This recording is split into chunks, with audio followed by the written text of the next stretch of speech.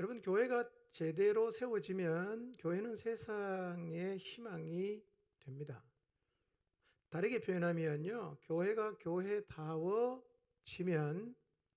교회가 세상의 희망이 된다는 말입니다. 어떻게 하면 교회가 교회다워질 수 있을까요? 한번 생각해 보십시오. 어떻게 하면 교회가 교회다워질 수 있을까요?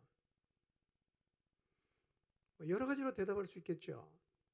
그러나 교회가 교회다워지려고 하면 본질을 추구해야 됩니다. 교회의 본질을 추구하면 교회다운 교회가 되는 것이 가능해집니다. 본질을 계속 추구하면 교회는 반드시 건강해질 수가 있습니다. 지난 10월 29일자 국민일보 미션 라이프란에 위드 코로나 시대 목회를 말하다는 주제로 그 포럼이 열렸는데 그 글 일부가 이렇게 실렸어요. 그 글에서 김병삼 목사가 이렇게 말했어요. 코로나로 한국 교회 민낯을 보게 됐고 교회 본질을 생각하게 됐다면서 코로나는 예배 인원 감소, 지교회 확대, 사역의 단순화, 가난 교인에 대한 관심, 온라인 예배 집중, 교회 밖에 대한 관심 증가 등의 변화를 가져왔다고 분석하면서 이렇게 말했어요. 다들 교회가 어려워졌다고 하지만 건강한 교회는 오히려 헌금과 교인이 늘고 있다면서 결국 건강한 교회는 더 건강해지고 건강하지 못한 교회는 없어질 상황이라고 이야기를 했어요. 정확한 설명입니다. 예.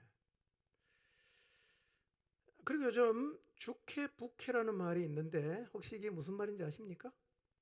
주캐 부캐. 젊은 사람은 알 텐데. 주캐 부캐라는 말은 게임에서 사용하는 용어인데요. 주캐는 주로 하는 캐릭터라는 말이고 부캐는 부로 하는 캐릭터를 가리키는 말이랍니다. 이 게임할 때 주캐 부캐가 있는 것처럼 요즘 교인에게도 주교회 부교회가 있다는 거예요. 교회가 2개, 3개 정도 갖고 있답니다. 번갈아 가면서 이 교회 설교 듣고 저 교회 설교 듣고 또 다른 교회 설교 듣고 그런데 이렇게 여러 개의 설교를 들으면서요, 지금 사람은 어떤 목사가 설교를 잘하고 어느 교회가 시설이 더 좋으냐 보다도 목자와 교인의 관계성이 얼마나 좋은가를 더 중요하게 생각한답니다. 그래서 관계성이 좋은 교회가 더 강한 교회가 될 것이라고 전망을 했어요. 이게 정확한 것입니다. 관계성을 추구한다는 말은 본질을 추구한다는 말과 똑같습니다. 교회의 본질이 무엇입니까? 여러 가지의 교회 본질 중에 하나가 바로 관계성입니다. 관계성. 교회는 지체들과의 관계가 필수입니다. 그리고 이 관계성이 만들어지면 교회는 반드시 강해집니다. 그래서 교회는요, 시대의 어떠함과 상관이 없이 교회의 본질인 관계성을 계속 추구를 해야 됩니다. 관계성이 제대로 되면 교회는 세워집니다. 건강해집니다. 제일 안타까운 게 뭐냐? 교회를 다니는데 전혀 관계를 안 하고 다니는 거. 이게 제일 안타까운 거예요. 여러분, 코로나로 어려움을 겪기 전에는 관계성이라는 본질을 추구하는 것을 선택으로 생각하는 사람이 많았어요. 제가 이렇게 목회자 모임에 가서 관계성을 막 얘기를 하면요, 별로 귀담아 듣질 않아요. 그런데 이 코로나라는 어려움 앞에서 관계성이 안 된 교회는 그냥 속절없이 무너집니다. 대책 없이 무너집니다. 교회를 안 나오잖아요. 관계가 하나도 안 돼 있잖아요. 연결이 하나도 안 돼 있어요. 어떻게 할 수가 없어요. 그러면서 이 관계성이라는 것이 선택이 아니라 필수라는 사실들을 이제 체감하고 있어요. 아, 이게 관계성이 정말 중요한 것이구나. 무너지고 나서 경험하는 거예요. 느끼는 거예요. 힘들어도요, 교회는 계속 본질을 추구해야 됩니다.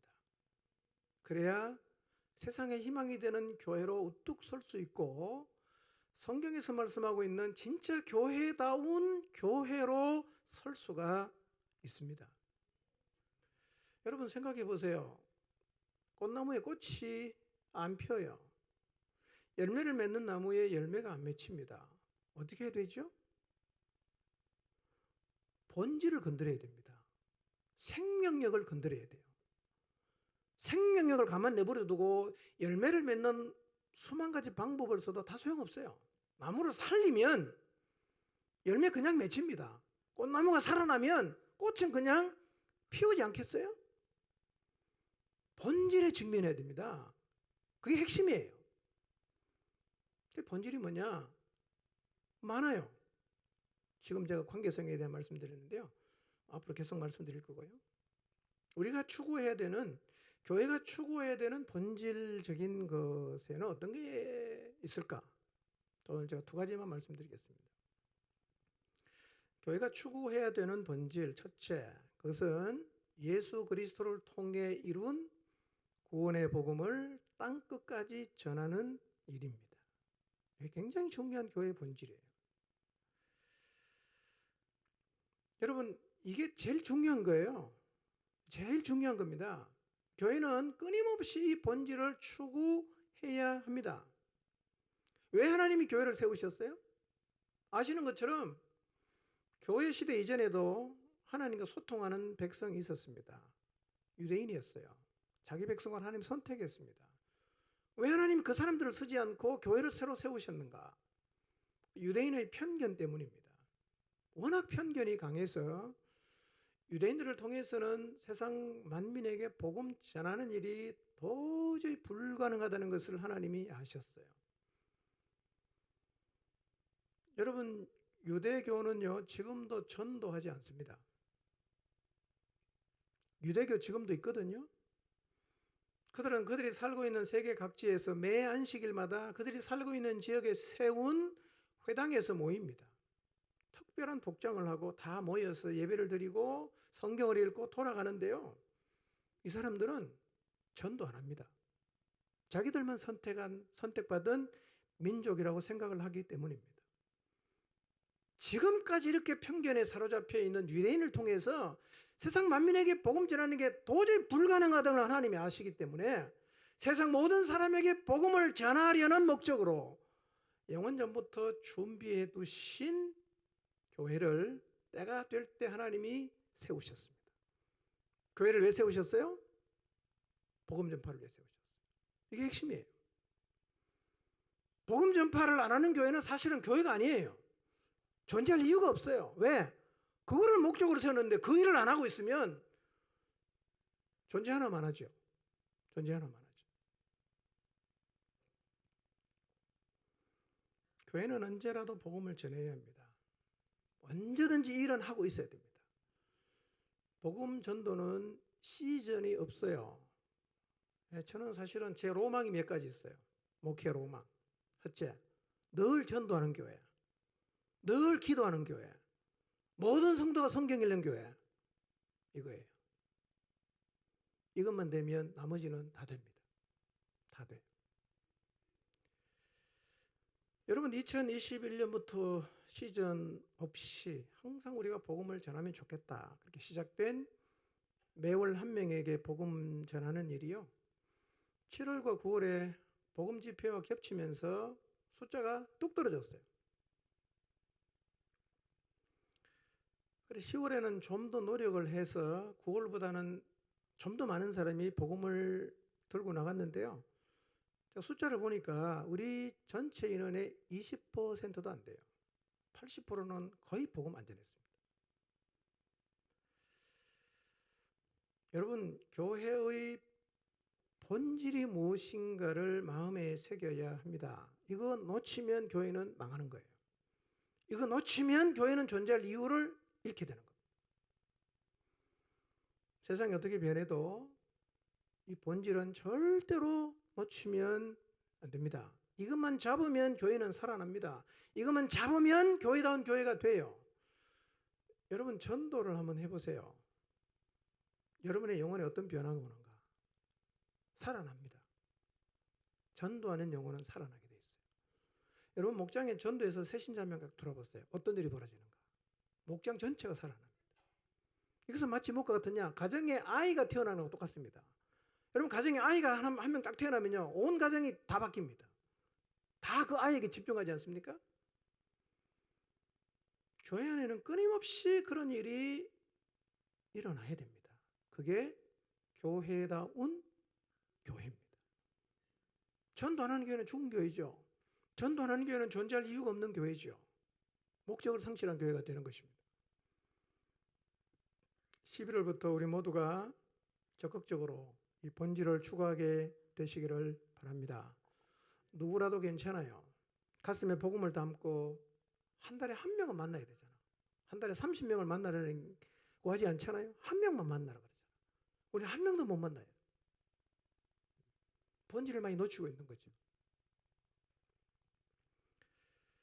모든 목장이 이 본질에 충실하게 되시기를 바랍니다. 본질에 충실하면 교회는 세상에 희망을 줄 수 있어요. 두 번째, 교회가 추구해야 되는 본질이 무엇인가? 엄부의 권세가 이기지 못하는 곳이 되는 것입니다. 오른쪽에 성구에 나와 있죠? 예수님께서 말씀하셨어요. 교회가 어떤 곳이냐? 이 교회. 내가 이 반석 위에 내 교회를 세울 텐데 엄부의 권세가 이기지 못한다 그랬어요. 이것도 교회가 추구해야 되는 본질적인 부분입니다. 여러분 교회는요, 다른 어떤 힘보다도 엄부의 권세가 이기지 못하는 힘을 가지고 있어야 됩니다. 그러니까 사단에게 휘둘리지 않는 교회가 되어야 한다는 말입니다. 이게 안 되면 사실은 어떤 일도 할 수가 없어요. 어떤 일도 안 됩니다. 여러분 우리가 사단에게 휘둘리는데 주님 나라를 위해서 살 수 있겠어요? 불가능합니다. 그래서 어쩌면 1차적으로 엄부의 권세가 넘나볼 수 없는 교회로 서는 것이 굉장히 중요한 교회의 본질입니다.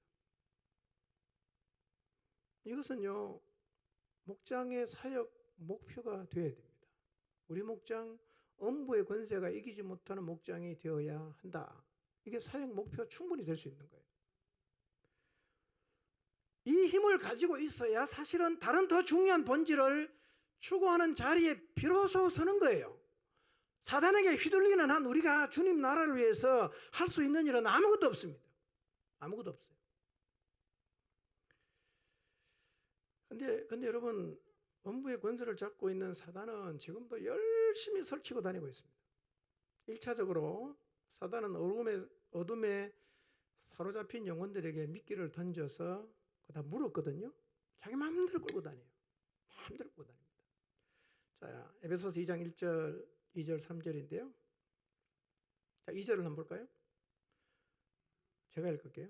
그때에 너희는 그 가운데에서 행하여 이 세상 풍조를 따르고 공중의 권세에 잡은 자를 따랐으니 곧 지금 불순종의 아들들 가운데서 역사하는 영이다. 지금도 하나님 앞에 불순종하고 있는 사람들 가운데 누가 역사하고 있어요? 옛날에 우리를 끌고 다니고 있던 이 사단이 역사하고 있단 말이에요. 그래서 3절을 보세요. 전에는 우리도 다 그 가운데서 우리 육체의 욕심을 따라 지내며 육체와 마음이 원하는 것을 하여 다른 이들과 같이 본질상 진노의 자녀였다. 그러면 악한 영이 불순종하는 영혼들을 끌고 다니는데 던지는 미끼가 뭐죠? 그냥은 안 따라올 거 아니에요. 미끼를 던지는 거예요. 첫째, 네 마음대로 해라. 굉장히 좋은 거 아닙니까? 네 마음대로 해도 된다. 그리고 네 육체와 네 마음이 원하는 것을 추구해라. 여러분, 그래서 오늘날 이 사단이 준 미끼를 물고 살아가는 인생들의 목표는 똑같습니다. 뭐냐? 성공, 출세, 쾌락, 다 이거예요. 여러분, 하나님 떠나 살고 있는 사람 붙잡고 다 물어봐서 인생의 목적이 뭔가? 다 성공입니다. 다 출세하는 거예요. 다 즐겁게 사는 거예요, 인생을. 근데 사단은 그걸 딱 주는 거예요. 나 따라오면 이거 다 해주겠다. 그 덤성 물었어요.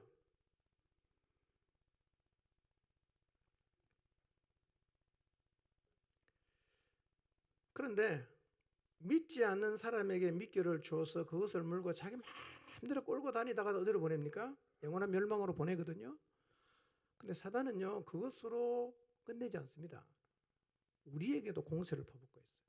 교회를 향해서도 공세를 멈추지 않고 있습니다. 거짓과 유혹과 분열로 교회를 계속 무너뜨리려고 공격하는 것입니다. 들어보십시오. 자신을 한번 잘 보십시오. 지금도 적지 않은 그리스도인들이 사단이 뿌린 거짓말을 따라갑니다. 헛된 것을 추구하고 헛된 것을 잡으려고 자기 인생을 던지고 있죠. 육체의 정욕과 안목의 정욕과 이생의 자랑거리를 붙잡고 그것을 잡으려고 자기 인생을 허비하고 열심히 달려가고 있어요. 다 그게 인생 잘못 사는 겁니다. 사단이 준 미끼를 물은 겁니다. 그게. 뿐만 아니라 분열이 되므로 교회가 스스로 주저앉고 있습니다. 여러분, 신자인 우리도 사단의 거짓과 유혹에 휘둘리게 되면 사명의 자리 떠나게 됩니다. 사명의 자리 떠나죠. 그래서 불신자처럼 사는 거예요. 인생의 목적이 똑같아요. 여러분, 예수님 믿는 사람은 인생의 목적이 성공, 출세, 인생 즐기는 것 이거 되면 안 됩니다. 그거는 사단이 준 미끼를 문 거예요. 우리는 인생의 목적이 완전히 달라야 됩니다. 그리고 분열되면 교회는 주저앉아요. 여러분, 목장에 분열돼 보세요. 어떻게 되는가? 아무것도 할 수 없습니다. 분열되면 주저앉아요. 사단은 그렇게 교회를 공격하고 있는데요. 이런 일들이 적지 않게 일어나고 있습니다. 지금 이 현상을 경험하고 있는 목장도 있을 수가 있어요. 분열되고 거짓을 잡기 위해서 인생을 드리고 세상 사람과 똑같은 인생의 목적을 가지고 살아가는 사람들 있으면 이게 휘둘린 겁니다. 휘둘린 거예요. 인생의 목적이 성공이야. 인생의 목적이 성공이야. 출세야. 여러분, 그건 예수님 믿는 사람이 가져야 되는 인생의 목적이 절대로 아닙니다.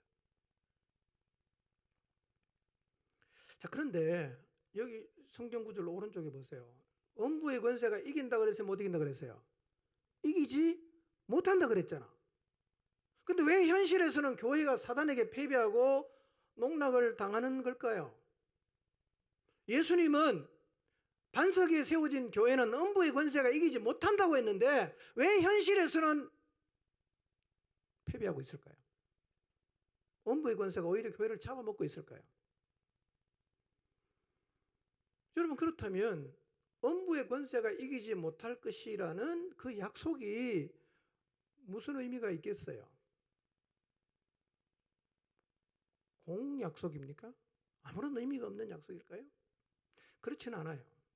여러분, 교회를 음부의 권세가 이기지 못할 것이라는 약속은 굉장히 중요한 얘기입니다. 왜냐하면 여러분, 이 세상에서 음부의 권세가 이길 수 없는 것은 교회밖에 없습니다.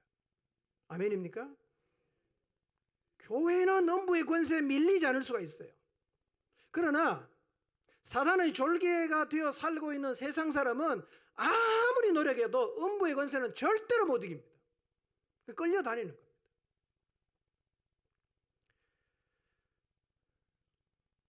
여러분, 어둠 가운데 있는 영혼들에게는 귀신이 마음대로 들어가기도 하거든요. 귀신이 들어가요. 근데 믿는 우리는 어떻습니까? 들어옵니까? 못 들이죠. 그리고 우리가 말하면 나가요. 뭘로 나가요? 그렇죠? 우리가 훌륭한 게 아니라 우리의 백그라운드가 뭡니까? 예수 그리스도 그분이 계시잖아. 그래서 우리는 그분의 이름으로 명하면요, 이 교회의 권세 앞에는 사단은 밀려나고 쫓겨나게 돼 있어요. 대단한 거예요. 단서가 있어요. 교회는 음부의 권세가 이기지 못하는 것이 될 수도 있지만 음부의 권세에 농락당하는 교회가 될 수도 있어요. 그게 뭔가? 에베소서 6장으로 넘어가면 영적인 전쟁에 대한 얘기를 하고 있어요. 전쟁. 그러니 어둠의 권세를 잡은 사단과 빛의 전초기 진 교회는 지금도 계속 싸우고 있어요. 그러니까 음부의 권세에 밀리지 않으려고 어떻게 하면 될까요? 무장해야 됩니다. 사단의 공격은 멈추질 않죠. 최근에 와서 느끼는 것은 우리 공동체가 하나님 앞에서 부흥을 막 추구하고 나가면서요, 사단의 방해도 더 극렬해진 것을 제가 느껴요. 악한 영이 이 사람 저 사람을 흔들고 있고요. 이간질로 분열로 교회를 목장을 흔들려고 하고 있습니다. 다 느끼죠. 이놈이 또 발악하는구나. 다 느껴집니다. 혹시 나는 흔들리고 있지 않는가? 혹시 우리 목장은 흔들리고 있지 않는가? 생각해 보십시오. 밀린다고 생각되면 어디로 가면 돼요? 다시 본질로 가야 돼요. 딴 데로 가지 마시고 본질로 가세요. 본질로. 그걸 잡으면 돼요. 그거 살아나면 됩니다. 그런데 교회가 본질을 추구하며 나갈 때 우리에게 주어지는 또 다른 복이 있어요. 저는 그것이 매우 놀라운 복이라고 생각합니다. 그 복은 사람들이 안고 있는 가장 심각한 문제에 대한 해답을 주는 거예요. 해답. 여러분, 사람들이 안고 있는 가장 심각한 문제가 뭘까요? 사람이 안고 있는 문제는 굉장히 많아요. 가난도 문제될 수 있고요. 여러 가지 문제가 있을 수 있어요. 제가 목회를 해보니까 사람들이 안고 있는 진짜 문제가 뭐냐면 왜곡된 정서로 인해 망가져버린 인격, 이게 문제입니다. 참 사람을 고통스럽게 합니다. 이게 문제예요. 이 문제가 심각한데요. 근데 문제가 뭐냐면 이런 문제는 세상 어디에 가도 해결해 주는 데가 없다는 거예요. 해결해 주는 데가 없어요.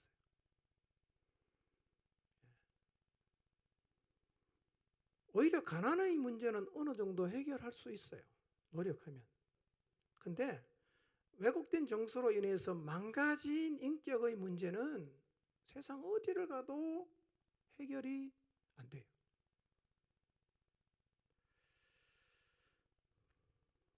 왜곡된 정서를 가진 부모 아래에서 자라면 자신의 의지와 상관이 없이 아무것도 모른 채 자기의 정서가 왜곡이 되고 자기 의지와 아무런 상관없이 인격이 망가집니다. 그런데 우리가 다 느끼는 것처럼 세월이 갈수록 정서가 건강하지 않는 가정이 점점점 많아집니다. 그런 가정이 많아질수록 정서가 건강하지 않은 사람이 똑같이 많아집니다.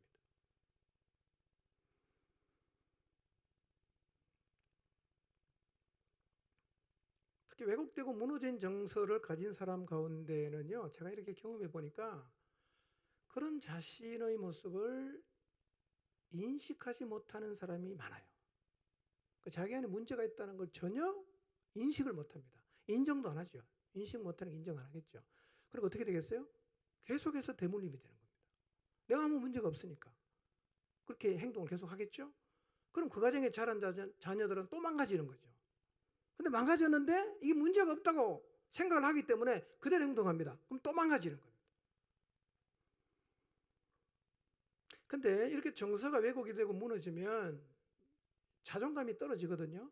이 낮은 자존감은 참 힘들어요. 이게 정말 고질 같은 겁니다. 이게요. 잘 개선도 안 되고요. 사람의 자존감이 떨어지면 제일 먼저 자기를 너무 괴롭힙니다.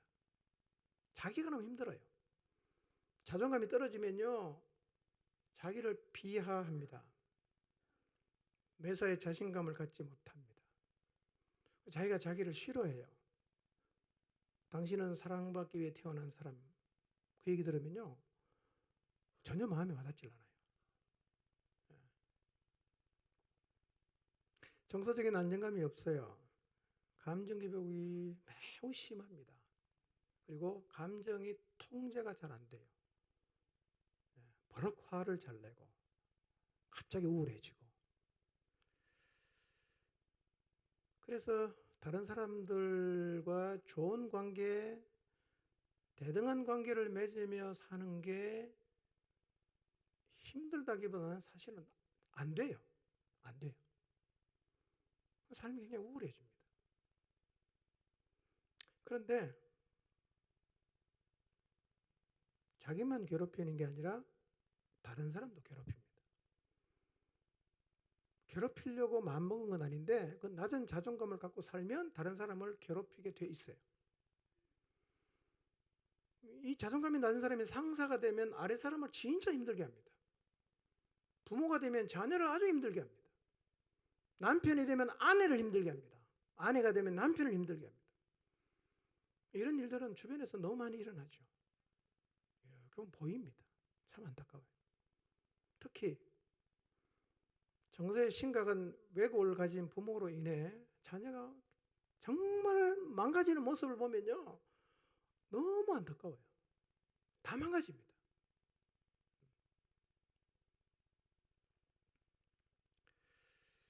그리고 그가 겪은 가정의 상황에 따라 어떤 사람은 아버지 노릇을 잘 못해요.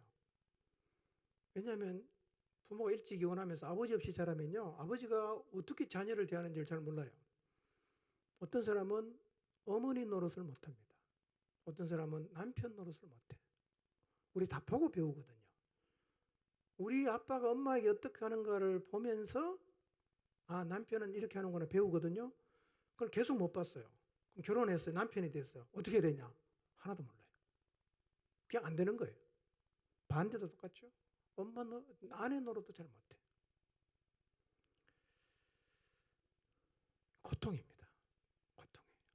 나도 고통스럽고 내 곁에 있는 사람도 고통스러워요. 자, 그러면 이렇게 정서가 망가지고 무너진 인간들의 문제를 해결할 수 있는 방법은 없는 걸까요? 하나님께서 인간이 안고 있는 이런 문제를 해결할 수 있는 방법을 준비하지 않으셨을까요?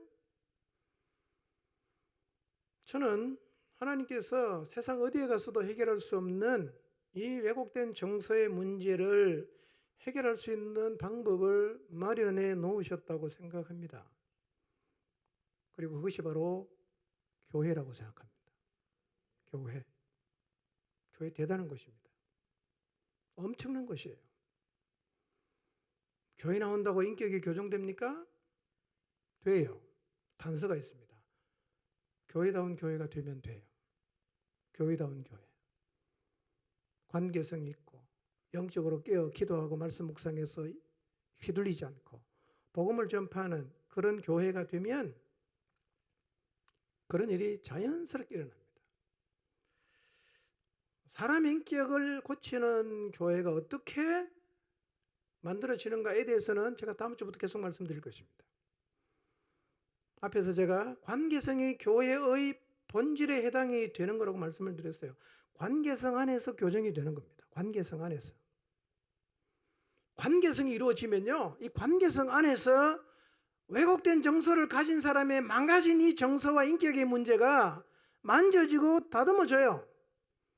그리고 시간이 가면 갈수록 점점 치유되는 경험을 하게 되어 있습니다. 이런 논리입니다. 교회가 건강하면 지체도 같이 건강해집니다. 이해가 되죠? 몸이 건강하면 지체도 건강해지게 돼 있어요.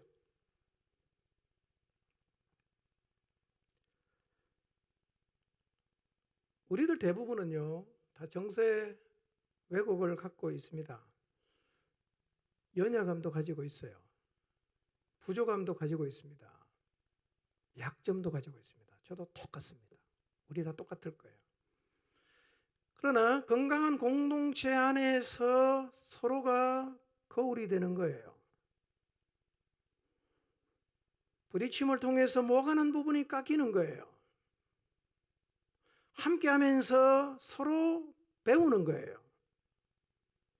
조언해 주는 거예요. 그리고 상대를 보면서 배우기도 하고 교정이 되는 일들이 일어나는데, 교회가 건강해지면 이런 일들이 자연스럽게 일어납니다. 자연스럽게.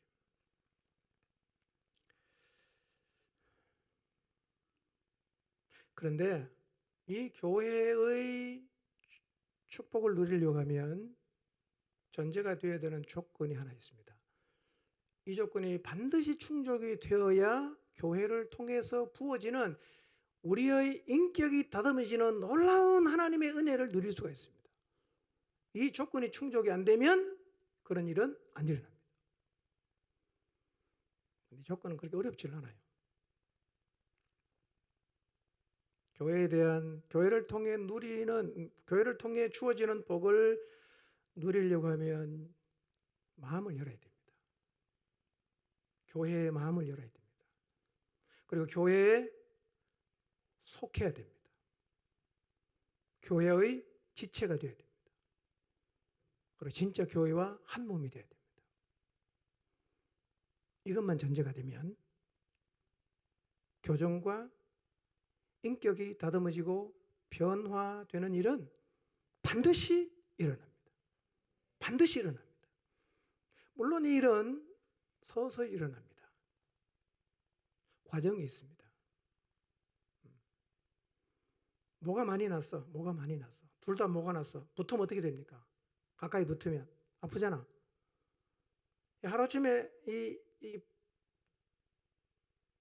뾰족하게 삐져나온 부분을 싹 수술해가 탁 붙는다. 그렇게 되지는 않아요. 그렇게 되는 경우는 가끔씩은 있지만 보편적으로 일어나지 않습니다. 그럼 어떻게 되냐? 아프면서 서서히 이게 뾰족 튀어나온 부분을 자꾸자꾸 우리가 다듬는 거예요. 시간이 많이 가면서 어느 날부터 점점 덜 아프기 시작하고 그 다음에는 안 아파져요. 이 과정을 신뢰하는 마음으로 견뎌야 됩니다. 교회는 늘 평화스럽고 우리 만나면 항상 행복하고 그렇지 않습니다. 교회는 긴장도 있고요. 다투기도 하고요. 싸우기도 합니다. 이거 아프니까 네가 더 많이 찔렸네, 내가 더 많이 찔렸네. 싸울 수 있어요. 과정입니다. 필요합니다. 괜찮아요. 그러나 그런 과정을 지나가는 시간이 쌓이면서 내가 생각해도 내가 너무 변한 거예요. 이제는 옛날에는 둘이만 있어도 맨날 싸웠는데 이제는 여러 사람하고 있어도 다 수용이 되고 용납이 되는 인격이 내 안에 이미 자리를 잡았어요. 놀라운 일이죠. 이 교회를 통해서 하나님 주시는 복이에요.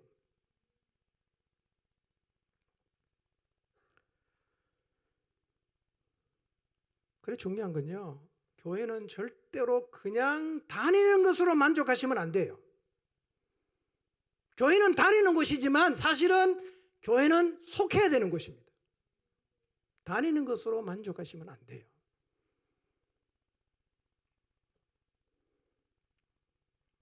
교회를 마음 닫고 그냥 다니는 거죠. 예배, 주일 날 예배 출석하는 것으로 만족을 하면 세월이 많이 가도 하나도 변하지 않습니다. 그건 뭐것 같으냐? 뚜껑을 덮어놓고 수도 아래에 그릇을 두는 거하고 똑같았어요. 아무리 수도에서 물이 콸콸 나와도 뚜껑을 덮어낸 데는 한 방울도 안 들어가요. 그래서 마음을 닫고 교회만 출석하는 사람은 교회를 10년 다니고 20년 다녀도 만나보면 인격이 똑같습니다. 하나도 안 변해요. 여전히 분노하고 여전히 뭐가 많고 여전히 자기 마음대로고 여전히 이기적이고 여전히 교만하고 하나도 안 변해요. 그러니 교회만 출석하는 사람 진짜 안타까운 일이죠. 그 놀라운 복을 누릴 수 있는데 뚜껑을 딱 덮어놓고 전혀 속하지 않고 출석만 하니까요. 안타까운 일입니다. 여기 나오는 분은 한 분도 그런 분이 없으시기를 바랍니다. 가끔씩은요, 교회는 다니는데 속하지를 않아요. 교회는 다니는데 속하지를 않아요. 마음을 닫았어요. 지체가 되지 않습니다. 손님처럼 주일 예배 와서 설교만 듣고 가요. 은혜를 받죠. 여러분, 설교에 은혜 받는 거 좋지만 별로 중요하지 않습니다, 여러분. 왜냐하면 은혜는 다 자기식대로 받거든요. 자기식대로 받습니다. 그 자기식대로 받은 은혜를 따라서 자기식대로 삶을 살아가는 것에 만족하는 사람이 있는데요. 그러면 이 사람은 공동체 안에 들어와도 늘 혼자이지 않습니까? 그러면 교정과 빚어진 일은 절대로 안 일어납니다. 세월이 가도 똑같습니다. 여러분, 그래서요, 교회에 와서 속하지 않고 지체가 되지 않고 함께하지 않고 설교만 듣는 것은 교회를 통해서 주시는 엄청난 하나님의 은혜 가운데 아주 일부분인 설교만 듣는 거예요. 여러분, 그리고 내가 알아서 최선을 다하는 거요, 그거 별로 중요하지 않습니다. 내가 알아서 하는 최선은요, 기본 이상 안 넘어갑니다. 내가 알아서 해서는 인격은 안 다듬어집니다. 누가 건드려야 됩니다. 중요한 거예요. 인간은요, 약해요. 그리고 악해요. 그리고 매우 이기적입니다. 그래서 혼자 알아서 하면요, 자신의 한계는 절대로 못 넘어갑니다. 혼자 알아서 하면 자기의 한계는 절대로 못 벗어납니다. 혼자 알아서 하면 자기를 못 봐요. 그렇기 때문에 혼자 알아서 하는 사람의 특징이 뭐냐? 교정의 필요를 안 느낍니다. 난 문제가 없다 이거예요. 뭘 나보고 자꾸 바꾸라고 했나? 난 잘하고 있다. 그러니까 세월이 많이 가도 늘 그 자리에 있습니다. 늘 그 자리에 있어요.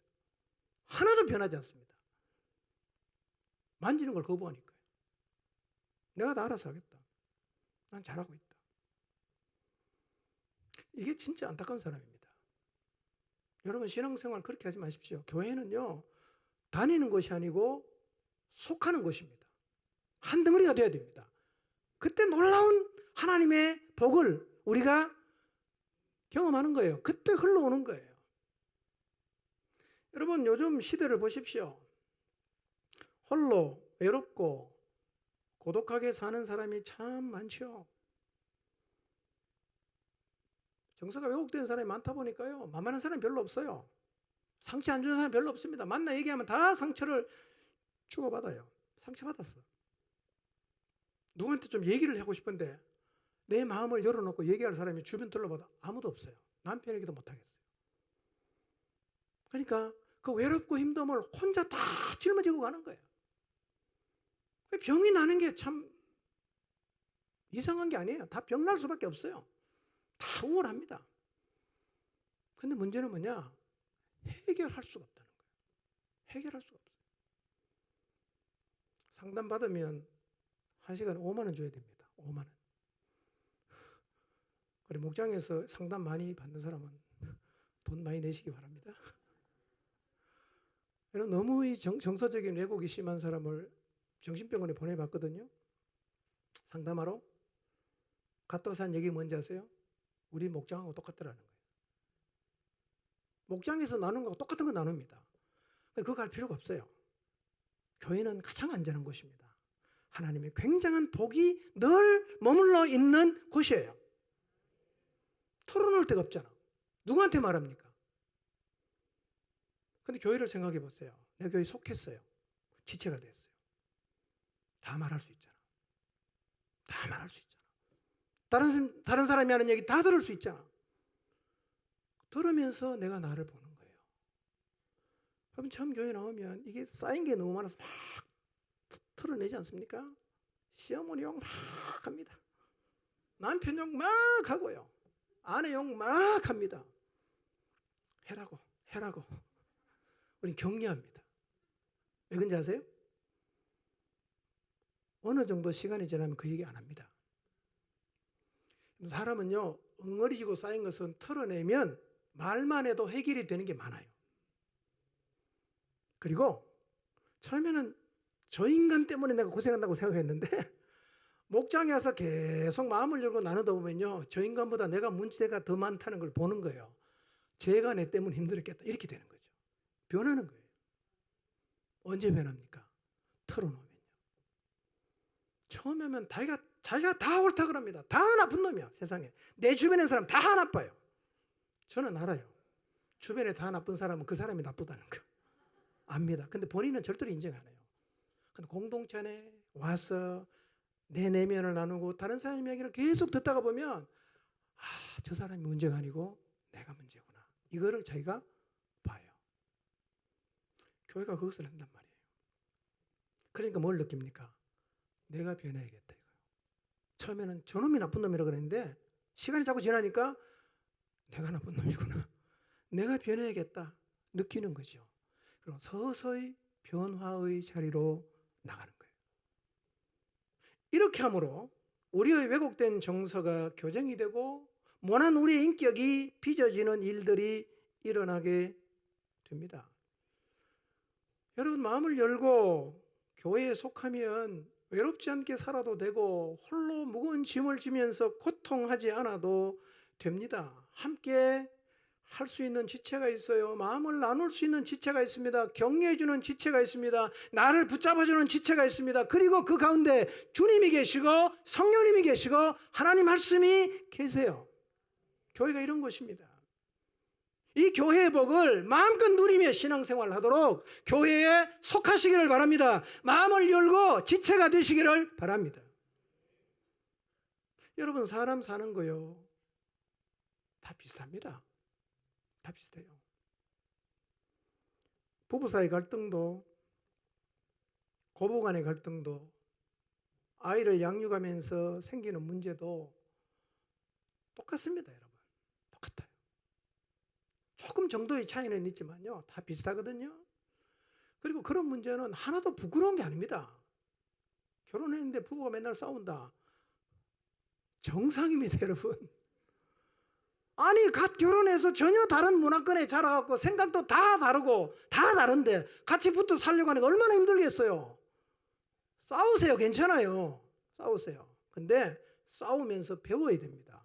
싸움의 강도는 갈수록 낮아져야지 강도가 더 세지면 곤란합니다. 강도가 낮아져야 돼요. 싸우는 거 정상입니다. 싸우면서 배우시면 돼요. 부끄럽지 않습니다. 오늘 이번 주에 우리 부부싸움 심하겠습니다. 목장에서 얘기하세요. 쏘가리하지 말고 얘기해 보세요. 놀라운 경험을 합니다. 뭐냐? 나만 그런 줄 알았는데 다 똑같은 거야. 저 훌륭한 목자도 싸웠대요. 목사님도 싸웠대요. 다 똑같습니다. 여러분, 나누고 나면요 괜히 이걸 혼자 숨긴다고 내 혼자 쏘가리였구나, 얘기도 아무 상관이 없는데 라는 사실을 알게 됩니다. 내면 드러내도 괜찮습니다. 여러분, 아무도 비난하고 흉보지 않습니다. 물론요 아주 가끔은 정서에 왜곡이 있는 사람이 말을 하기도 하지요. 아주 가끔은. 근데 그런 말에 너무 신경 쓸 필요가 없습니다. 성경도 신경 쓰지 말라 그래요. 전도서 한번 볼까요? 전도서 7장 21절 22절. 남의 말에 신경 쓰지 말라는 거예요. 한번 읽어볼까요? 시작. 남들이 하는 말에 마음을 쓰지 말아라. 자칫하다가는 내 종이 너를 욕하는 것까지 듣게 된다. 너 또한 남을 욕한 일이 많다는 것을 너 스스로 잘 알고 있다. 안 틀린 말이죠? 어떻게 우리 마음을 이렇게 잘 알고 적어놨을까요? 전도서는 솔로몬이 적은 책이죠. 여러분, 남이 하는 말에 너무 신경 쓰지 마세요. 누가 한마디 하면 찾아가서 야 그 말 말고 다른 말 안 했냐, 야 솔직하게 말해라, 다 말해줘. 그럴 필요가 없다니까요. 괜히 그렇게 자꾸 따져 물으면 안 들어도 될 말을 듣는다는 거죠. 네 종이 너 욕한 얘기까지 듣게 된다 이거예요. 그러니 다른 사람이 나한테 대해서 좀 말을 했다고 해서 네가 너무 신경 쓸 이유가 없는 게, 가만히 돌아봐라. 너도 남 욕 많이 했지 않냐 이거예요. 너도 남 욕 많이 했지 않냐. 근데 니는 남 욕 하나도 안 한 것처럼 누가 너한테 한마디만 하면 그렇게 찾아다니면서 캐묻는데 그러지 말라는 거예요. 여러분, 남 욕한 적 없습니까? 다 했잖아요. 뭐 내용은 제가 잘 모르지만 다 했어요. 저도 욕하거든요. 열받으면. 그러니 너무 걱정하지 마시고 여러분의 마음에 있는 거 다 털어놓으십시오. 털어만 놔도 치유가 되는 부분이 있습니다. 털어만 놔도요. 감추지 말고 아닌 척도 하지 마세요. 어떤 사람들은 이런 경우도 있더라고요. 온 교인이 다 알아요. 온 교인이 다 알아. 근데 자기만 모르는 줄 알아. 다 하는데 계속 아닌 척해요. 답답하죠. 그리고 여러분 교회 나오면 사회적 지위를 적은 명함을 다 버리세요. 모자도 다 벗어 던지세요. 우리는 가족입니다. 여러분이 교회의 지체가 되었다, 교회에 속했다는 말은 가족이 되었다는 말이죠. 우리 다 가족이에요. 여러분 가족끼리 모여서 명함 내놓습니까? 내가 변호사다, 내가 뭐 학장이다 이런 얘기 합니까? 그냥 형 동생이지. 교회는 그런 곳입니다. 그 사회적인 거 자꾸 드러내고 하면 곤란합니다. 의식하지 마십시오. 우리는 주님 안에서 한 가족이 되었습니다. 그러니까 여러분이 교회에 속했는지, 교회의 지체가 되었는지, 이 공동체 안에 가족이 되었는지 알 수 있는 방법이 뭐냐? 지금 내가 내 속마음을 털어놓고 있는가를 보면 알아요. 내 내면을 공유하고 있는가를 보면 압니다. 이거 열어야 쉼을 얻어요. 열어야 기댈 수 있고 다른 사람이 기대게 할 수가 있습니다. 이걸 열어야 도움을 줄 수도 있고 받을 수도 있어요. 이 자리에 서면 교회를 통해 나의 인격이 다듬어지고 교정되는 놀라운 은혜를 누릴 수가 있습니다. 여러분 기억하십시오. 이거는 세상 어디에 가도 해주는 데가 없습니다. 어디에 가도 해주는 데가 없어요. 여러분이 너무 힘들 때 2시간 하소연하는 거 들어줄 사람이 누가 있는지 꼽아보세요. 교회 말고. 매주마다 2시간씩 여러분의 마음에 쌓인 응어리 들어주는 데 있습니까? 그거 하려면 돈 줘야 됩니다.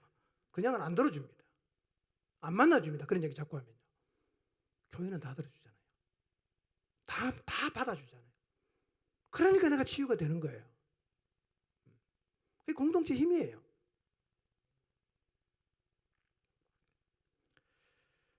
포항중앙침례교회를 다니고 있는 우리 모두가 기억해야 될 게 있습니다. 교회는 다니는 것이 아닙니다. 속하는 것입니다. 마음을 열어야 되는 것입니다. 지체가 되는 것입니다. 그냥 다니는 데가 아니라 연결이 되어서 함께 지어져 가는 곳입니다. 여러분, 신앙생활은 혼자 짓는 게 아닙니다. 함께 짓는 거예요. 에베소서 2장 22절 한번 읽어볼까요? 시작. 너희도 성령 안에서 하나님이 거하실 처소가 되기 위하여 그리스도 예수 안에서 함께 지어져 가느니라. 어떻게 지어집니까? 다 각자 지어와서 붙이는 게 아니라 함께 지어져 가야 되는 거예요. 연결이 되어야 함께 지어가는 일이 가능할 수 있어요. 속하시기를 바랍니다. 여러분 교회 다니는 걸로 끝내면요, 여러분 교회를 통해서 하나님이 주시는 복이 너무 큰데 그걸 하나도 못 누립니다. 이 시간 우리 자신의 신앙생활을 한번 돌아봅시다. 여러분 어떤 자세로 교회를 다니고 신앙생활을 하고 있습니까? 속해서 지체가 되셨나요? 목장 안에서 다른 지체와 연결이 되셨나요? 한 몸이 되셨나요? 함께 지어져 간다는 생각을 갖고 계십니까?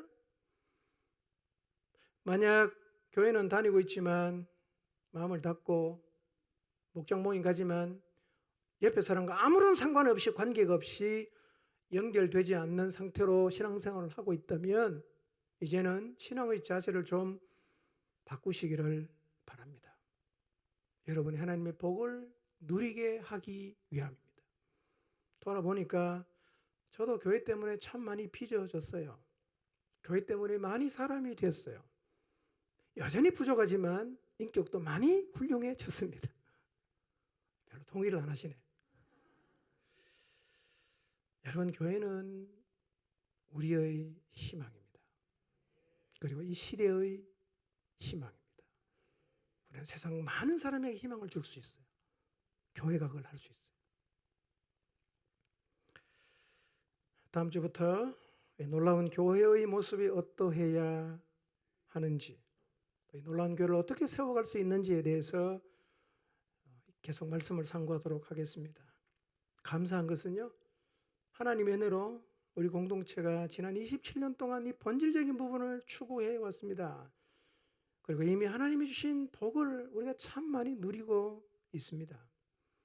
그런데 제가 다시 이 말씀을 드리는 이유는 최근에 예수님 믿고 새롭게 지체가 되신 분들이 많고, 다른 지역에서 이사를 오셔서 합류하신 분도 있고, 또 신앙생활을 쉬다가 새롭게 시작하시는 분들 가운데 우리의 지체된 분들이 많기 때문에 다시 한번 우리가 몸을 이루고 세워가야 될 교회가 무엇이고 어떻게 세워가는지를 말씀드리려고 하는 것입니다. 본질을 잡아야 합니다. 본질을 붙잡고 실험해야 됩니다. 교회의 본질은 오늘 세 가지 말씀드렸습니다. 관계성입니다. 관계성은 힘들 수 있어요. 어떨 때는 너무너무 아플 수 있습니다. 배워야 됩니다. 견디는 것도 필요합니다. 관계성에 직면하십시오. 피하지 마세요. 그러면 내 모난 인격은 절대로 안 빚어집니다. 두 번째로 교회의 본질, 복음 전하는 거예요. 그것 때문에 교회를 하나님 세우셨어요. 이거 안 되면 교회는 문 닫아야 됩니다. 존재할 이유가 없기 때문에. 우리의 가슴에는 늘 어둠에 빠져 영원한 멸망을 가고 있는 영혼을 향해 있어야 되고, 그들을 건져내는 일을 언제나 하고 있어야 됩니다. 그게 교회니까요. 그리고 세 번째로 교회의 본질은 음부의 권세를 이기는 곳입니다. 교회는 이겨야 됩니다. 무장이 필요하죠. 기도와 말씀. 절대로 놓아서는 안 되는 것입니다. 이 본질을 계속 추구하면 교회는 건강해집니다. 교회가 건강해지면 세상의 희망이 돼요. 교회가 건강해지면 교회의 지체가 같이 건강해집니다. 교정되고 인격이 다듬어지는 이 놀라운 복, 세상 어디에 가서도 받을 수 없고 누릴 수 없는 이 놀라운 복을 교회 안에서 누리게 됩니다. 다시 세상과 우리에게 희망을 주는 공동체를 세워가기 위해서 우리 모두가 다시 본질을 잡고 실험하는 자리에 서게 되시기를 주님의 이름으로 축원합니다.